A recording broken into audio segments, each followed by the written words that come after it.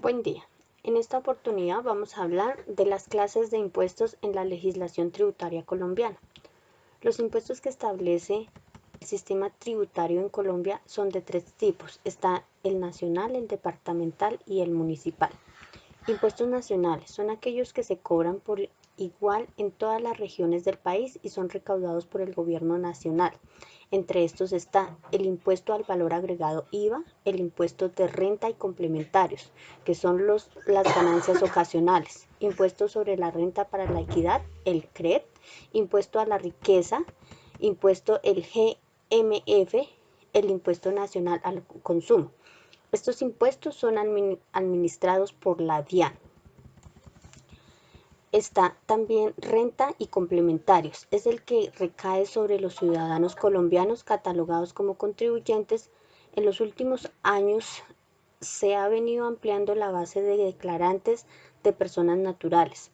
Según la DIAN, el impuesto sobre la renta grava todos los ingresos que obtiene el contribuyente durante el periodo gravable, que son susceptibles de producir incremento neto del patrimonio. El periodo fiscal va del 1 de enero y termina el 31 de diciembre de cada año. También tenemos los ingresos, están de fuente nacional y de fuente extranjera. Parámetros para declarar renta, ingresos, patrimonio, consignaciones, consumos, compras. Están las ganancias ocasionales, que son ingresos obtenidos por las loterías, premios, rifas, apuestas, regulados por la Ley 16 del 2012. Impuesto sobre la renta para la equidad CRED. Se elimina aportes del SENA del 2% y del ICBF del 3%. El CRED es un impuesto a cargo de las sociedades y personas jurídicas que son responsables del impuesto de renta. A las únicas personas jurídicas que no les aplica este impuesto es a las entidades sin ánimo de lucro pertenecientes al régimen contributivo especial. Lo mismo aquellas empresas que al 31 de diciembre del 2012 ya estaban establecidas en zonas francas. También está el tema sobre gravamen a los movimientos financieros GMF. Es un tributo de orden nacional. Se dio inicio con una tarifa del 2 por mil en la Ley 633 del 2000. Luego fue consecuente al 3 por mil y hoy en día se cobra el 4 por mil. Está el impuesto a la riqueza. Fue creado mediante la Ley 1739 del 2014, donde se grava la riqueza o patrimonio bruto igual o superior a 1.000 millones. Impuesto al valor agregado IVA es un impuesto nacional e indirecto de naturaleza real. Este no aplica en San Andrés y en el Amazonas. Los orígenes del IVA en Colombia se remontan a 1975, implementados a través de la Ley 20631. Está también las clasificaciones de los bienes, gravados, exentos y excluidos. Régimen de venta. Está el régimen de venta común y el régimen de venta simplificado. Dentro del régimen común, las obligaciones son llevar contabilidad, escribirse en el RUT, facturar, informar el cese de actividades, declarar renta. Solo por este hecho están obligados a presentar declaración de renta. El régimen simplificado está inscribirse en el RUT, llevar el libro fiscal de régimen de operaciones diarias, cumplir con los sistemas técnicos de control que determina el gobierno nacional, entregar copia del certificado del RUT y exhibirlo en un lugar visible al público. Está también los periodos de declaración. Los establece la reforma tributaria en el 2012 en la Ley 1607 en el artículo 61. Se debe presentar de forma trimestral, cuatrimestral o anual. También tenemos las tarifas. La tarifa vigente en Colombia es del 19%, impuesto nacional al consumo. Surge en la reforma tributaria del 2012 en la Ley 16 del 07 en el artículo 71. Contempla quiénes son responsables de este impuesto. El presentador del impuesto de telefonía móvil el 4%, el prestador de servicio de expendio de comidas y bebidas, el importador como usuario final, el vendedor de los bienes sujetos al impuesto al consumo, la venta de vehículos usados al 8%.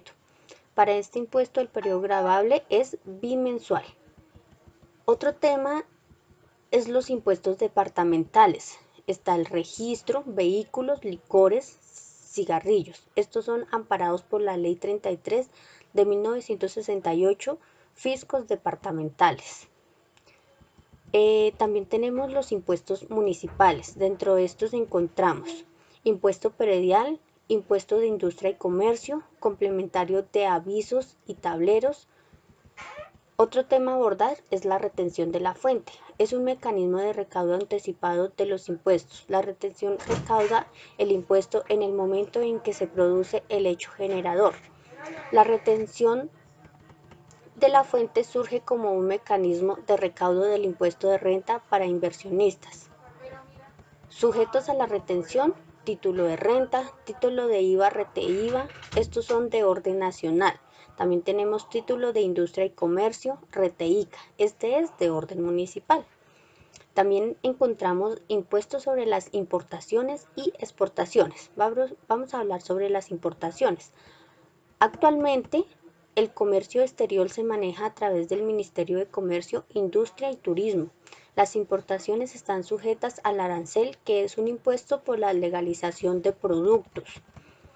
Las exportaciones, los productos que se exportan están exentos de impuestos. Ya para finalizar esta unidad también encontramos las zonas francas. Las zonas francas son áreas geográficamente delimitadas dentro del territorio nacional, en donde se desarrollan actividades industriales de bienes y de servicios o actividades comerciales bajo una normatividad especial en materia tributaria, aduanera y de comercio exterior. Continuando con la unidad, vamos a tratar la unidad 4, problemáticas de lo fiscal en Colombia. Está directamente relacionada con los efectos positivos y negativos de los impuestos. Dentro de los efectos positivos podemos encontrar la incidencia, la traslación, la absorción, difusión, la percusión y la repercusión. Esto dentro de los efectos positivos. Dentro de los efectos negativos podemos encontrar la evasión, la elusión y la remoción del impuesto. Vamos a tratar cada uno de estos. Si hablamos de la elusión, es la conducta del contribuyente enfocada a evitar el pago de los impuestos utilizando maniobras o estrategias que son permitidas en la ley o por los vacíos de estos. Hablamos de las técnicas de elusión. Dentro de ellas encontramos 4. Por ejemplo, impuestos sobre transferencias de bienes. Se trata de realizar ventas de bienes inmuebles, barcos, aerobanes, etc. Se está obligado al pago de un porcentaje de impuestos sobre el valor del bien. La elusión de este impuesto permite comprar inmuebles para revenderlos sin pagar el porcentaje que corresponde. Otro es las sucesiones. Se dice cuando la descendencia de un progenitor y tiene que ver con el proceso de entrada como heredero en la posesión de los bienes del difunto, que puede ser los padres. El otro tema son las donaciones. Es un acto entre personas vivas a través del cual una de ellas realiza la transferencia o el dominio de uno o varios bienes a título gratuito a otra, quien se denomina donatario y quien entra a ejercer el dominio sobre los bienes donados. Encontramos también la licencia comercial. Es aquella en la que un programa de video se vende bajo unas normas detalladas y condiciones de uso. También encontramos el impuesto sobre la renta de personas naturales. Este es un impuesto. La elusión se presenta por la desviación de los ingresos a paraísos fiscales por parte de personas naturales, disminuyendo de esta forma los ingresos presentados en su declaración de renta anual. Vamos a tratar otro tema muy interesante, es la evasión. La evasión se presenta en el momento en que un contribuyente deja de contribuir o de aportar parcial o totalmente, es decir, cuando no cumple o lo hace en menor medida de lo que le corresponde. Con las obligaciones de los impuestos, en la evasión sí hay violación de la ley. Eso es algo muy claro. Decíamos que en la elusión no había evasión de ley, pero en la evasión sí tenemos que tener presente que estamos evadiendo la ley o violándola. Tenemos unas prácticas de evasión dentro de las más comunes está la omisión de ingresos, la inclusión de deducciones, es una inexactitud en las declaraciones. También encontramos la solicitud de devoluciones improcedentes y, como último, no entrega de información exógena. ¿Qué efectos causa la evasión? Los efectos de la evasión en los impuestos son muy importantes, tanto sobre los ingresos estatales como a través de la recaudación de los impuestos sobre el bienestar social. ¿Por qué? El Estado es el proveedor de bienes y servicios tales como salud, educación, seguridad, entre otros.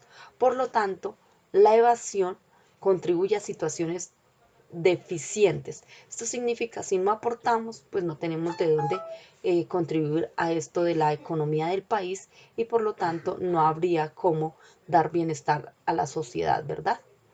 Las causas de la evasión son, dentro de las cuales encontramos dos, ¿cuáles? Las generales o remotas y también encontramos las particulares o próximas. Si hablamos de las generales o remotas, dentro de ellas encontramos las políticas, sociales y culturales, económicas, administrativas, jurídicas. Esas son como dentro de las más nombradas, ¿cierto? Tenemos otras, lo que les había hablado antes, que son las particulares o próximas. Dentro de ellas podemos citar técnica de las declaraciones, técnica de las deducciones y descuentos, técnica del control y la presión fiscal. Tenemos otro índice importante que es la incidencia. Es el resultado de la traslación del impuesto y que no puede ser trasladado, tenemos la incidencia que es el resultado de la traslación del impuesto y que no puede a su vez trasladar a otra persona y se ven obligados a desembolsar el pago correspondiente. Tenemos otro punto que es la traslación. ¿A qué se refiere? A la traslación del impuesto al fenómeno por el cual un contribuyente al cual la ley le asigna el pago del impuesto recupera la carga fiscal incrementando el precio de venta del bien o del servicio, el valor del impuesto. Otro tema importante es la percusión. Se identifica en el momento y la persona a quien, por disposición de la ley, debe pagar la contribución e ingresarla a la hacienda pública. O sea, identifica al contribuyente de derecho.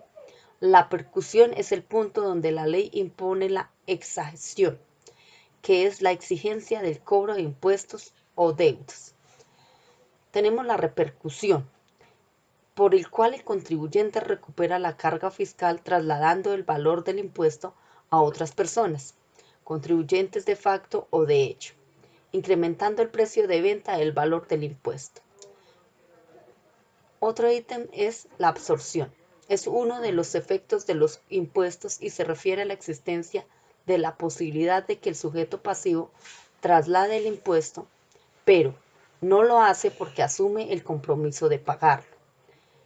Vamos con la difusión. Es el reflejo de la influencia que los impuestos tienen sobre los precios y las remuneraciones en general. Vamos a hablar de la remoción del impuesto. Es uno de los efectos de los impuestos y se presenta cuando el contribuyente responsable frente al impuesto se ve impedido para cubrir las cargas fiscales, entonces opta por dejar de realizar las actividades gravadas. Pues esto era el tema que queríamos dar en este momento. Estaremos próximos a dar de pronto otros temas de carácter nacional que son importantes en cuanto a los impuestos.